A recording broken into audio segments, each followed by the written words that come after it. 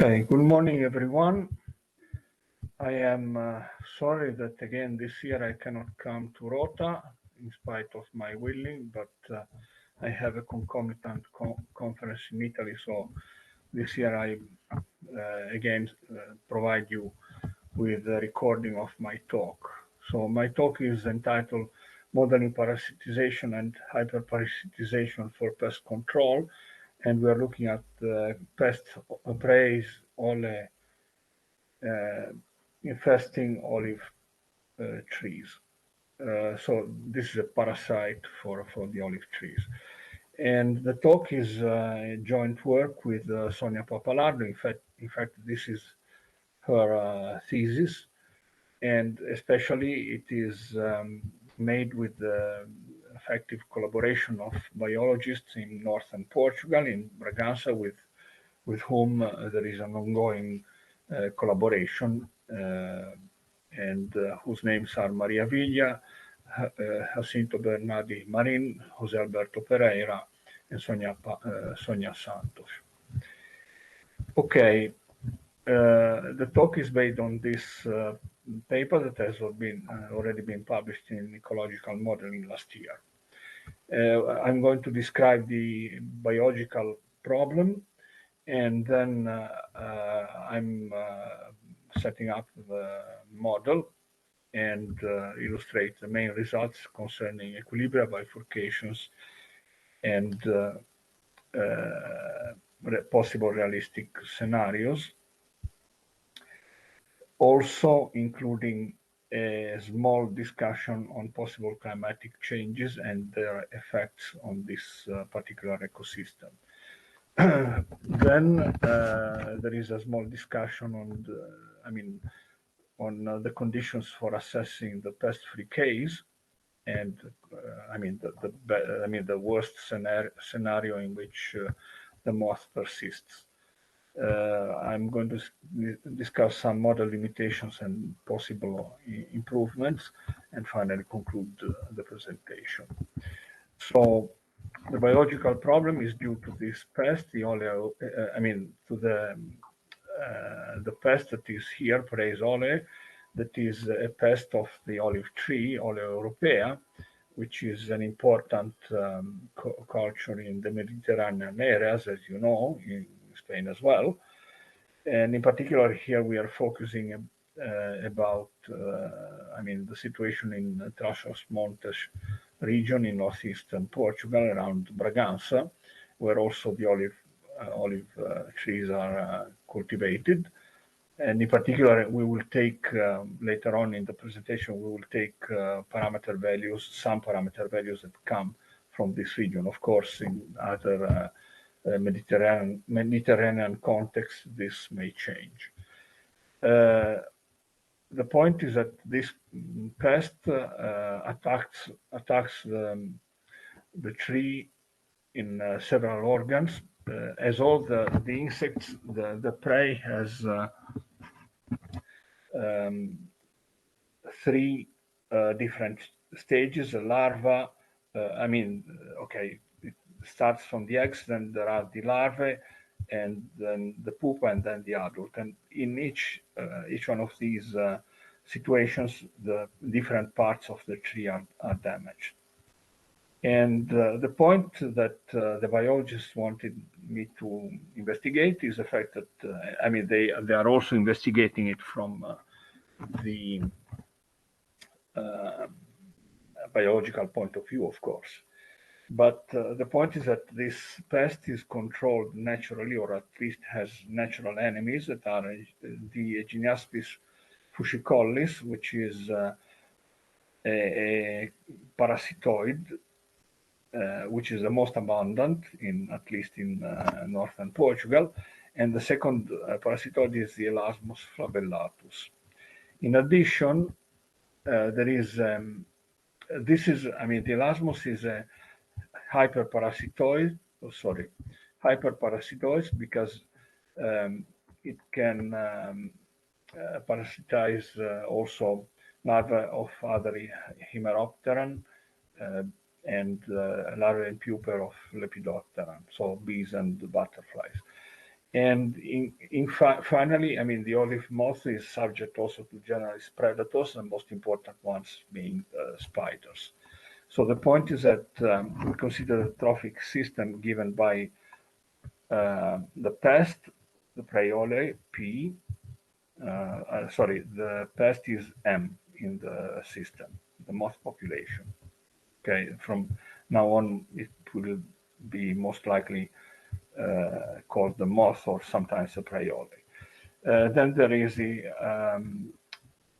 the Gymnaspis fuscicollis and the Elasmus flapellatus. In the model, they are their populations are E and A, and then the spiders, which are the general predators.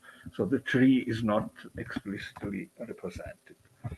Here is a model, and I'm going to describe now the interactions among the various populations. So let's say we can start from the top where we find the generalist predators, the spiders.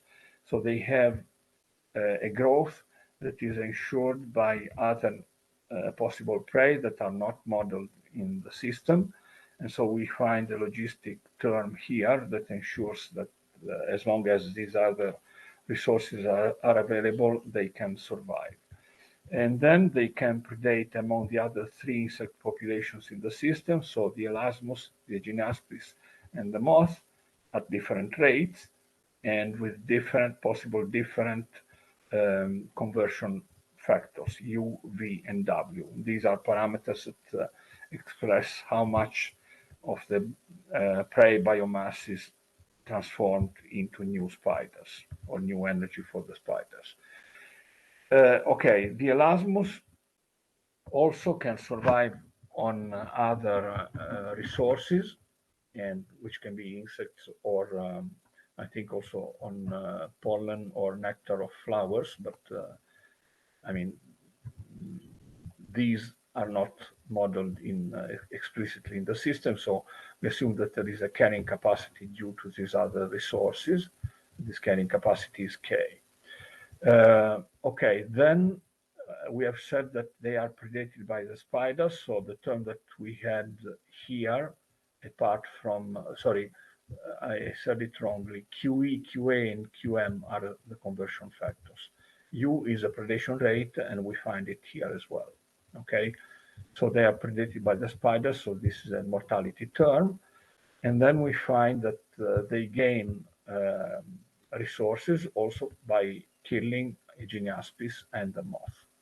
This is a hyperparasitoid, so it attacks both the moth and its specific parasitoid A. For the Gymnaspis is the only specific predator, so it can thrive only when the moth is available. So it predates on the moth with a rate C, and the moth has a corresponding mortality due to this predation. But the Gymnaspis also has a natural mortality rate, MA. It suffers possibly from intraspecific competition, which is F here, and it is killed by the Elasmus at rate A, from which the Elasmus gains energy and food, and it is also killed by the spiders. We have found this term in here. Okay. Finally, the moth is assumed to, let's say, survive because there are the trees. So U, in a certain sense, represents the carrying capacity of the olive trees that are not explicitly present in the model. It reproduces at rate S, and of course here I forgot to mention that R and Z are the reproduction rates of S and D, spiders and Elasmus. The moth is killed by the other three populations, so by Elasmus at rate B, by the Gymnaspis at rate C, and by the spiders at rate W. Finally, in all the equations, there are these terms, and these terms represent the use of spraying or other insecticides or other ways of human controlled ways, human actions that can contribute to the death of these insects. The point is that there are different constants, Ks, Ke, and so forth, because in general, the spraying of a poison or some kind of insecticide is aimed at a specific target. So, for example, it is aimed at killing the moth. But it has been demonstrated that in general, these insecticides have negative effects also on other species. So to account for that, we have put also a negative action on all the system populations.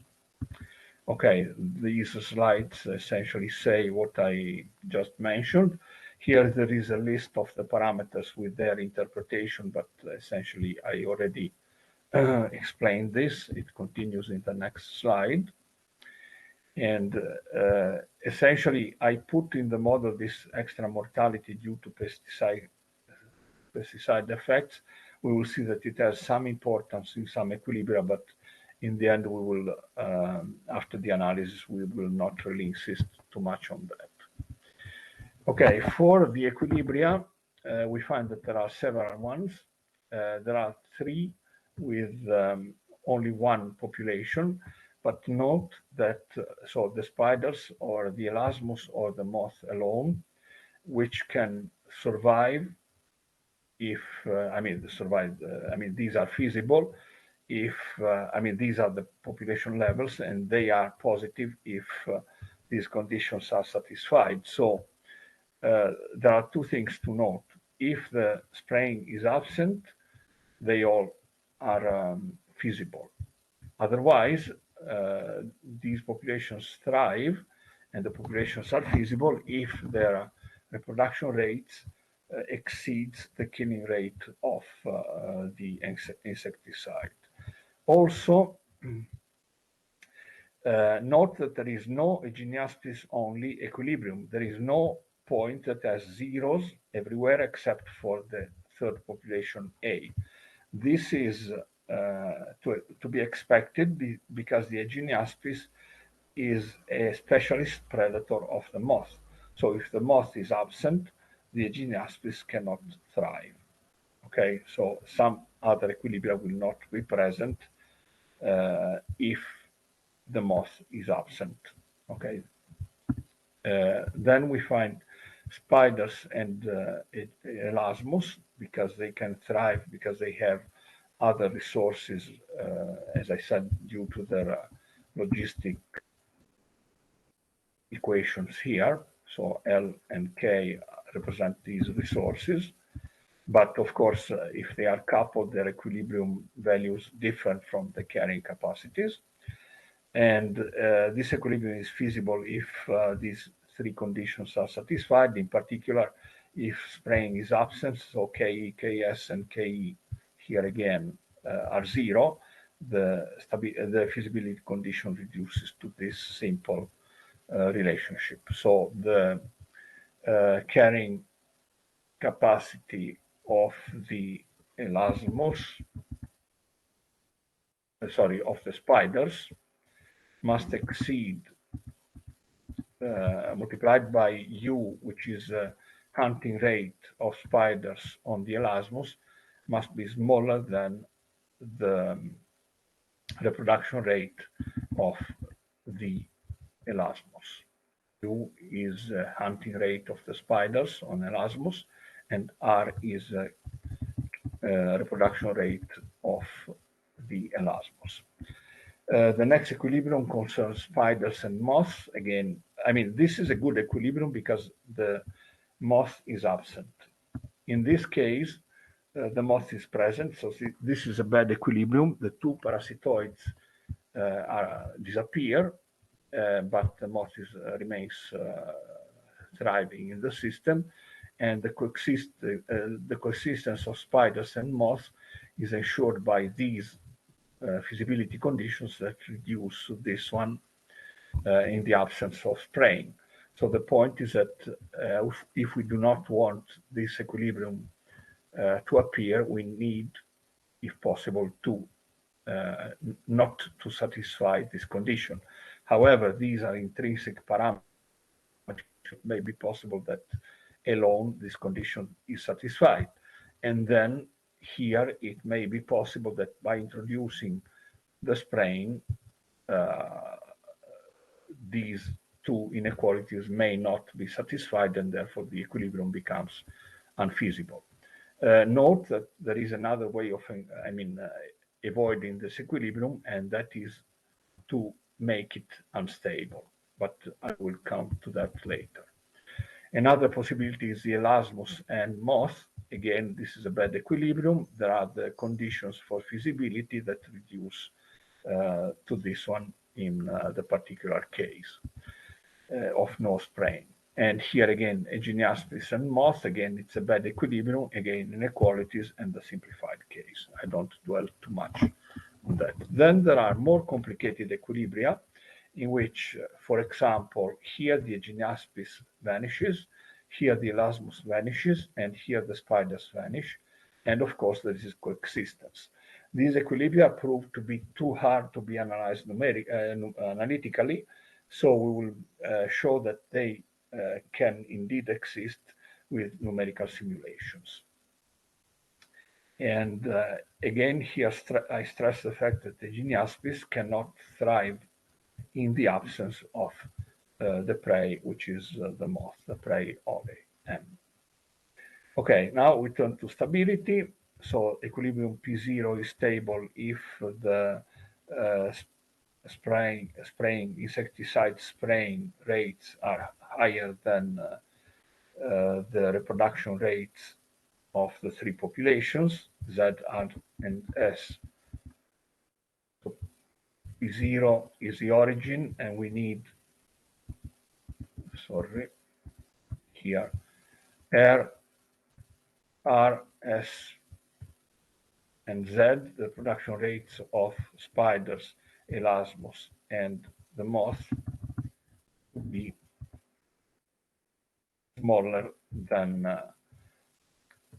the insecticide spraying induced mortality for each species. Of course, this equilibrium makes the ecosystem disappear. It is unlikely that it occurs in nature, and probably it is not a good equilibrium from the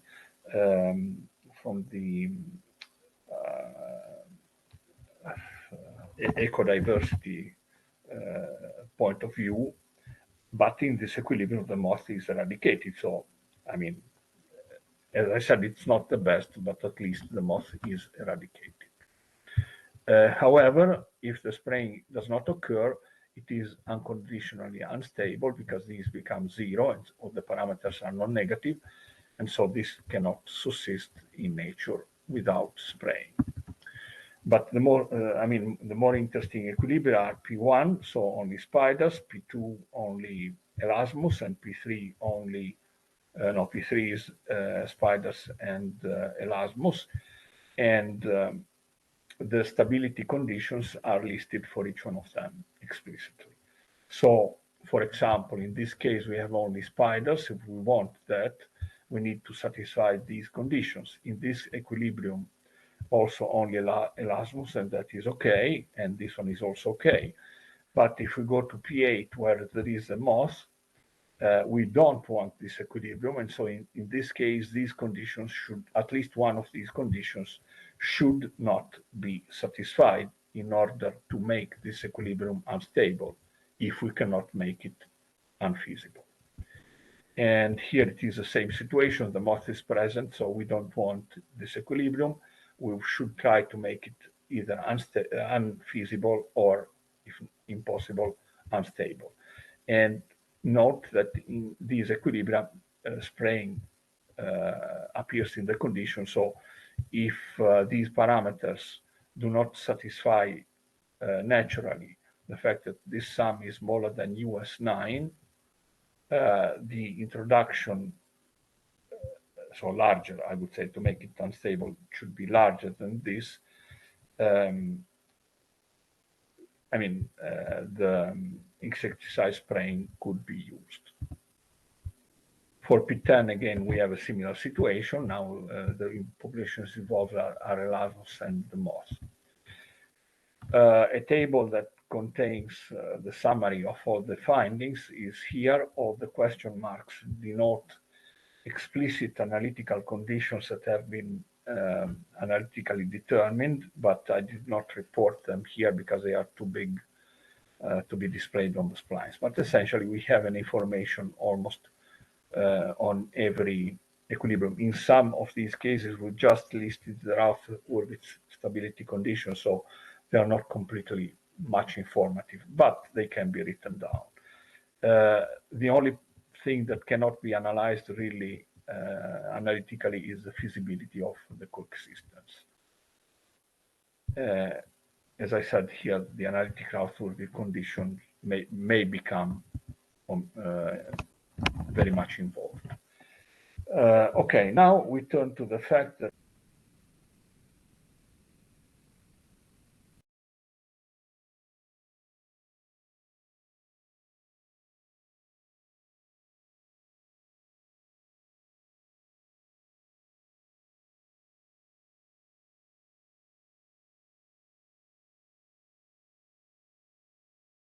determined empirically from the data of the biologists, the field data, but I will discuss them later. Here, to show that the equilibria can indeed exist, we have chosen this set of parameters, and P9 can be shown to be the outcome of the system in these conditions. And similarly for P11 and P13, these are the sets, and also for P14 and P15. I don't know. Okay, in this case, we have P11, so you can see that there is no Aeginaspis, but the other populations thrive. So you have S, E, and M, and here you have P13, in which the elasmos disappears and the moth thrives, although at very low levels. And in this case, there is P14 and P15, in which P15 is a coexistence. All these populations settle at a non-zero value, although it may be small, but it is also due to the fact that the vertical scale is rather large. Here you have 100, okay? And in this case, instead, you see P14, in which the spiders vanish and the other populations thrive, but they attain the non-zero value. Again, the vertical scale is rather large through damped oscillations. It is important also to relate various equilibrium to each other through the study of the bifurcations. Now, all what I'm going to show is that we have a bifurcation if let's say one population from an equilibrium disappears while another one appears, and the two that exchange their stability. The former is feasible, the second one is unstable, and after the bifurcation, the former becomes unstable. Excuse me, the first one, before the bifurcation, the first one is feasible and the other one is unfeasible. And after the bifurcation, you have the first one that becomes unstable and the first one feasible and stable.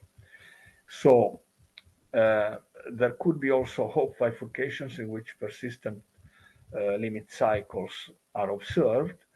And it is also possible to study analytically the transcritical bifurcations that I was illustrating formerly, and provide a chart that you will see in a subsequent slide.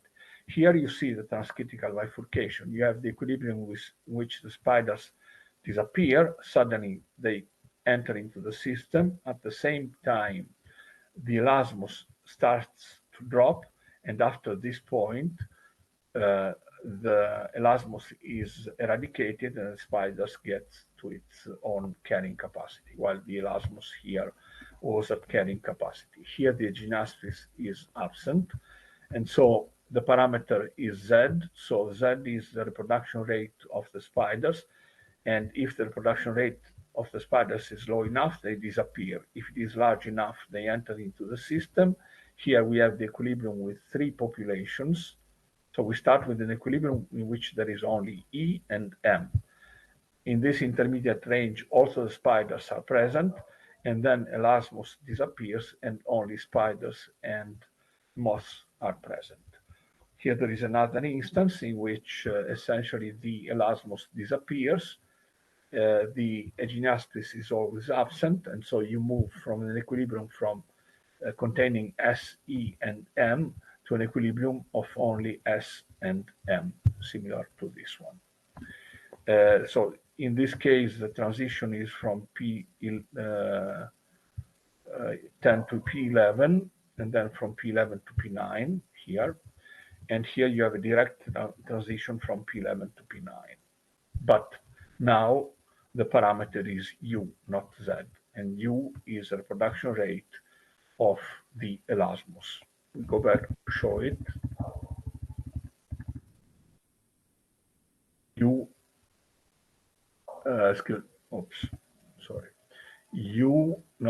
U is the hunting rate of the spiders on the elasmos. Sorry, but there are too many parameters and I don't remember them all at the same time.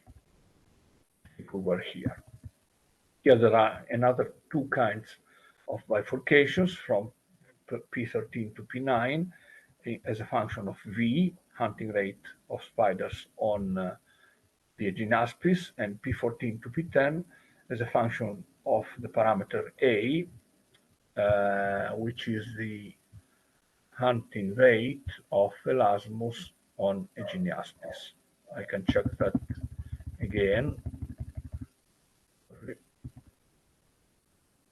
A is the hunting rate of the Aeginaspis, of the elasmos on Aeginaspis.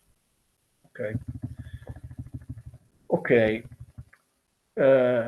Now you can see the Hof bifurcation here with persistent limit cycles, and for a particular choice of a parameter that is given here.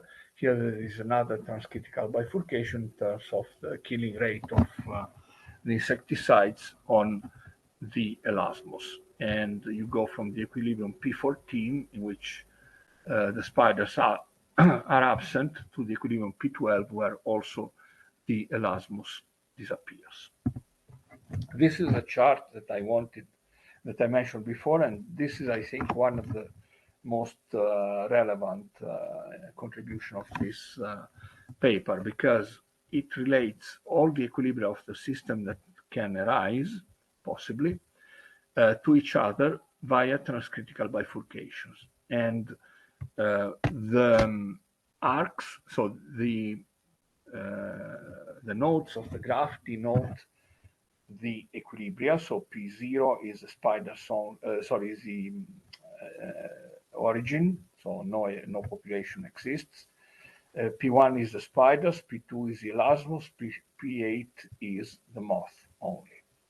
And then here there are equilibria with 2 populations, equilibria with 3, and then the equilibrium with the coexistence equilibrium with all populations. Each arc corresponds to a transition, and you can perform this transition if you look at the parameter that is here. And so if the parameter that is denoted, that is related to the arc, crosses a certain critical threshold, either a new population from P4, P12 enters into the system and the system settles to a 3-population system, or from P14, one of the populations, in this case, it is the elasmos, will disappear. Here there is E, here there is 0. And so similarly for all the other things. And the point is that you want the moth-free equilibrium, or possible, you want the moth to be eradicated. So the good equilibria are this one, I said already the origin is not a good one because biodiversity is not, I mean, prevents it. If you want to preserve biodiversity, you don't want that. But you can have this one, you don't want this one, nor the other three, nor these three because moth is present, and here moth is present. So essentially, you want one of these two or three equilibria here. And if you are, for example, in this situation, these arcs, provided that you can implement the transitions in the parameters, ensuring the crossing of the threshold, and so the movement of one equilibrium to the other one, you can go, for example, from here to here to here, and then to here. And then you would have the moth-free environment. Okay, now we turn to the realistic scenarios. So in this case, we have the parameters that have no more hypothetical values, but realistic values. And so these are based on observations and data field collected by our biologist colleagues. And so these are their tables. Essentially, from these tables, we tried to calculate some values for the production values of the spiders, for example. And then similarly, for the Gymnaspis, we can have E and G. And then this is the carrying capacity of the olive orchards, olive trees, of the olive moth eggs in the region. They are related to the olive trees, but U is the carrying capacity of the olive moth. And then the point is that we also looked at possible climatic changes. So climatic changes are hard to foresee because the point is that a change in the temperature probably will change many of the system parameters. And in which way they are changed, it's not clear because some parameters may go down, some others may go up. And not only temperature, but there is also humidity that has to be taken into account and other things. And in fact, there is a table here. So we have, from the biologists, we have this table. And the point is that changes in humidity and relative humidity and temperature may lead to similar situations. For example, these two are not very far, numbers that are not very far from each other, or these two, or, maybe these two, okay? Or here you see 100 everywhere, so maybe there is no change for a rather large spectrum of situations. So the point is that in the absence of very specific information, the model that we have provided provides only a generic information of what possibly could happen. And in fact, here we in order to understand what could happen, we have focused essentially on two important situations. So we assume that the prey oleae, so the moth reproduction rate, could be reduced. And we took the hypothetical values 1/2, 1/4, 1/6, 1/8, and 1/10. And then we simulated what happens in each one of these cases compared to the case in which S contains its own original value.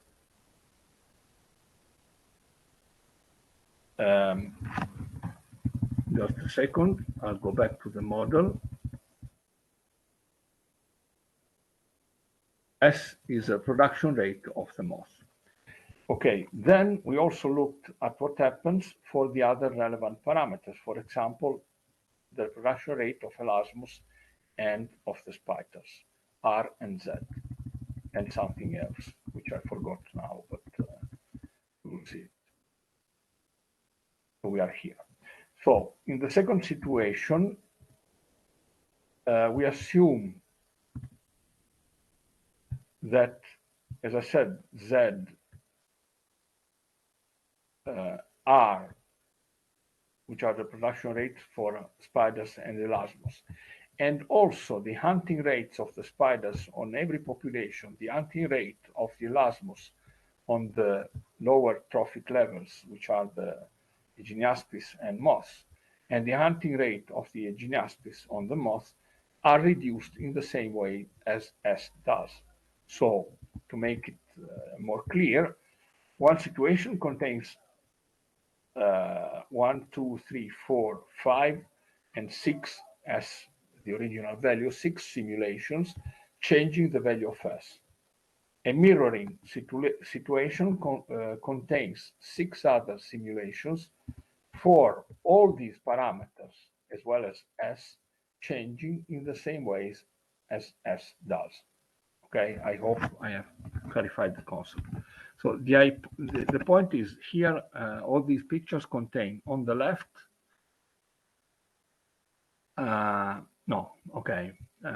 yes, on the left, they contain the changes due to climatic, to the weather situation,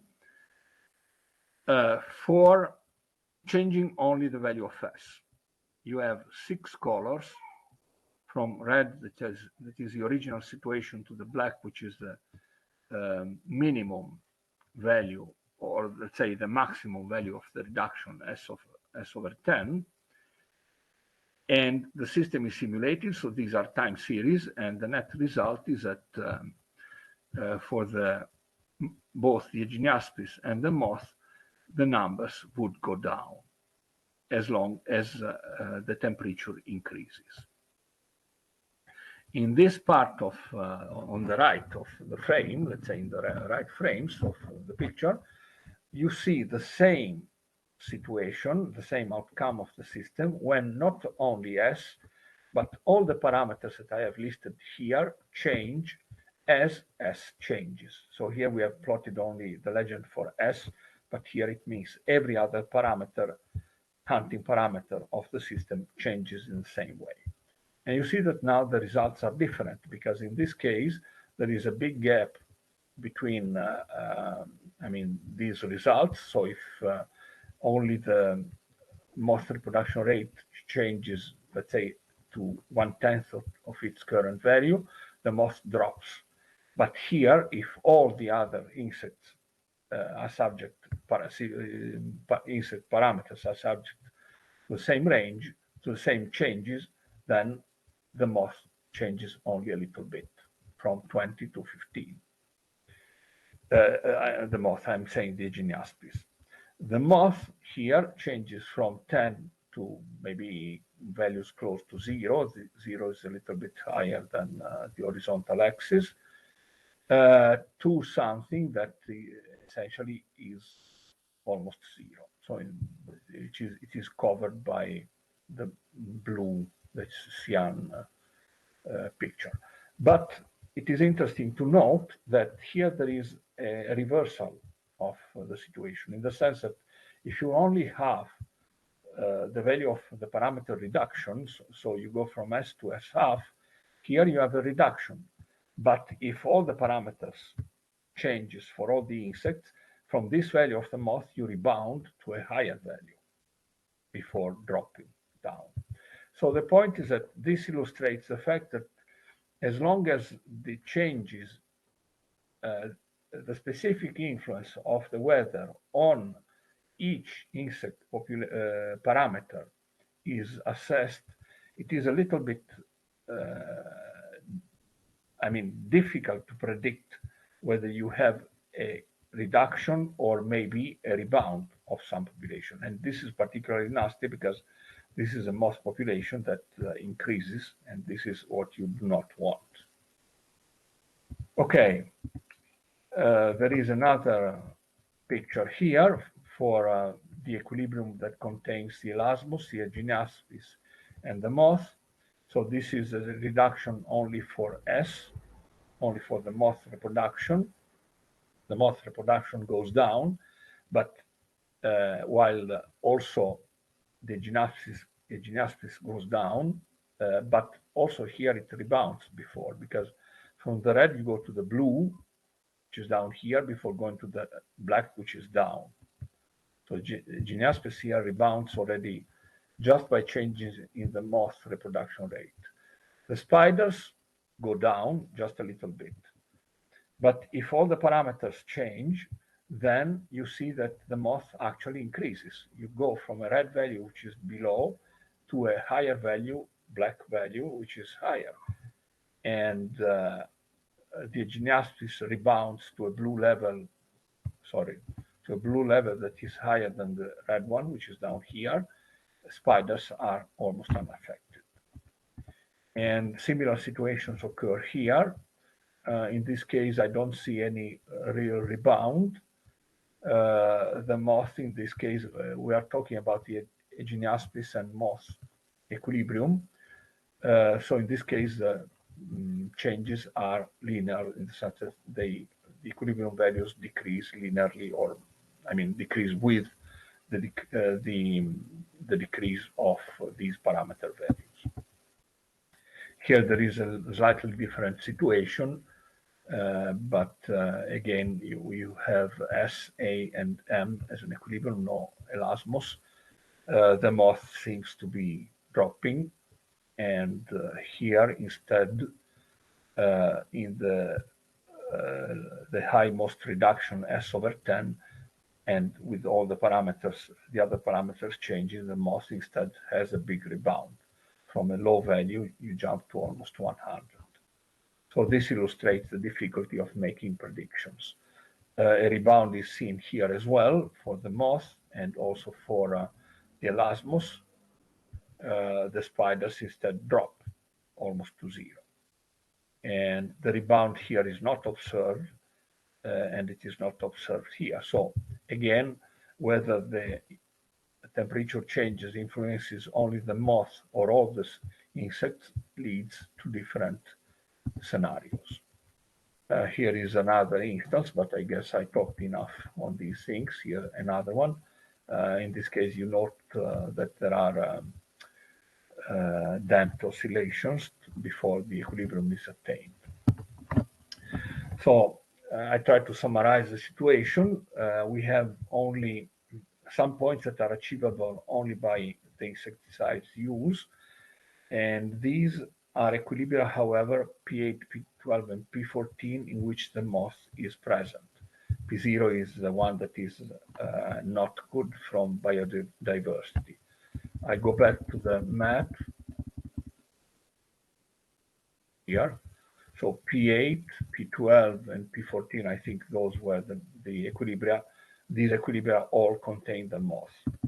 So even though you use the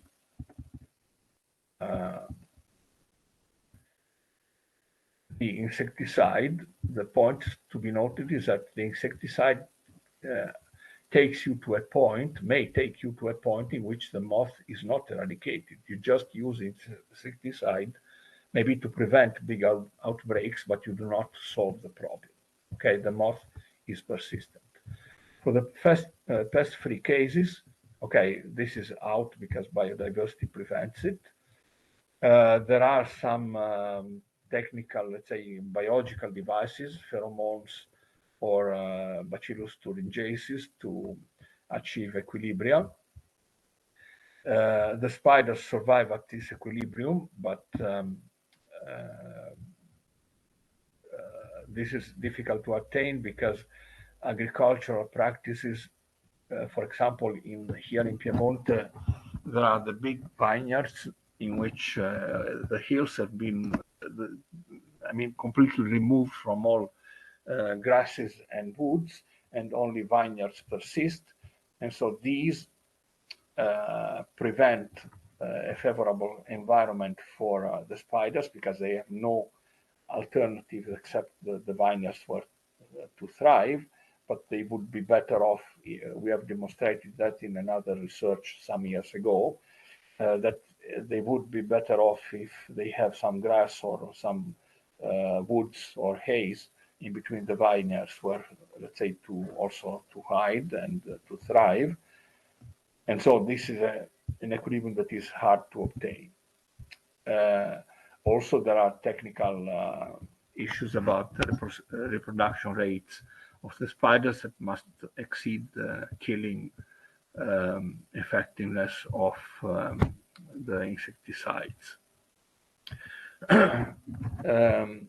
Other restrictions are given here. Mortality should suitably bounded above to ensure that the equilibrium P1 is obtained. For P2, where only the elasmos thrives, again, there are some if the elasmos thrives at a big number, then the parasitism of the olive moth larvae is larger, and the moth adult population is reduced, and then the fruits, the olives, are less damaged. With the elasmos and the spiders equilibrium available, the situation for olive trees is excellent, and because these two, the combined action of these two predators eradicates the moth. This equilibrium goes through a transcritical bifurcation with P1, P2, and P11, where, given by the changes in parameters R, S, and Z, the reproduction rates of the three moth, elasmos, and spiders reproduction rates. We have seen that in a previous figure. But it becomes unfeasible if the pesticide mortality kills essentially is larger than the reproduction rate of the elasmos. And the spiders essentially are effective in moth eradication of the pest invasion for pest-free territories. But where the olive moth is already well established, this pest-free scenario becomes unlikely. The most persistent scenarios occur at several equilibria where the eradication is not attained. First of all, when only the moth thrive, and this equilibrium is satisfied if no spraying is administered. So, in a certain sense, to remove this equilibrium, some spraying should be given, but we can also act on the stability conditions, and so here there are some alternative situations. So the growth rate of the alternative resources and predation on the moth should exceed their death rate to insecticide. So you can play possibly with these conditions to make the equilibrium unstable. No spraying ensures that counterintuitively that the moth-only point is not naturally achievable, and the pest must certainly coexist with one of its natural enemies. For P8, the only moth-free equilibrium achievable is the origin, which is not good from the biodiversity point of view.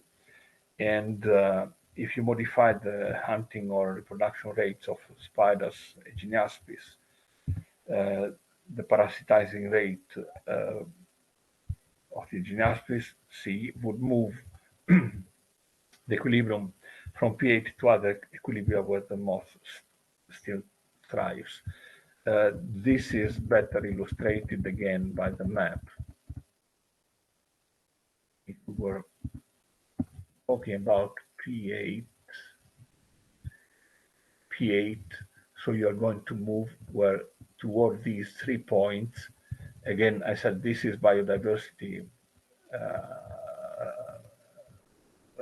refused equilibrium, okay? So from this equilibrium, you can move only to these where the moth persists, okay? This is what I was trying to say. And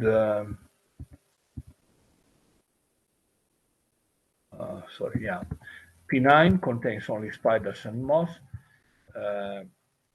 For unfeasibility, the total Elasmos flabellatus reproduction rate and the alternative resources must exceed their total mortality rate due to spiders, predation, and pesticide action. And these involve both species that do not appear in the equilibrium. So the destabilization of this equilibrium is related to something that occurs for the species that here vanish.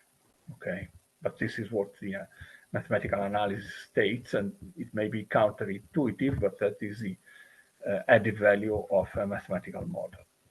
Direct moth eradication can be attained if we move toward the P1 point, the spider's only point, which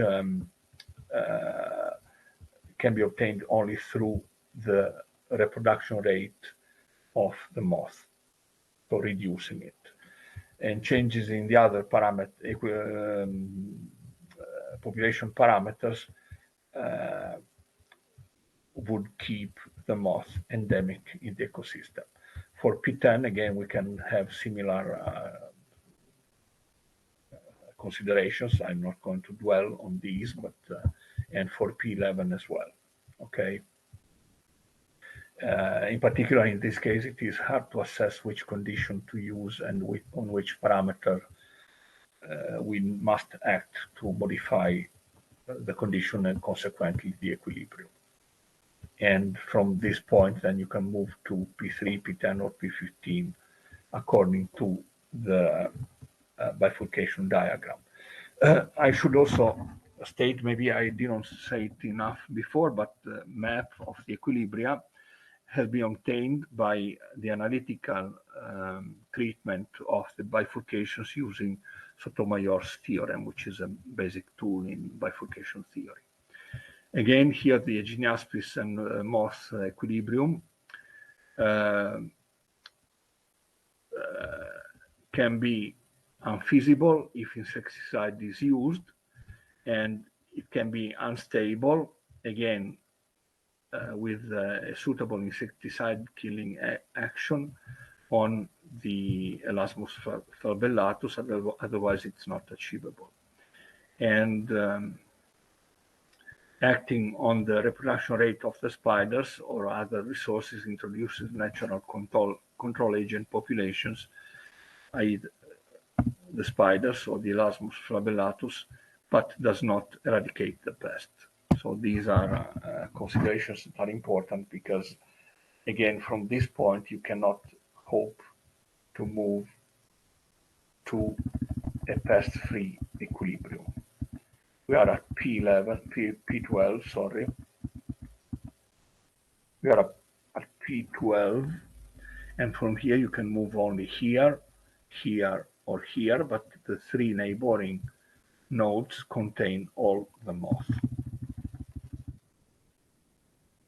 Okay. For P13, again, we have some other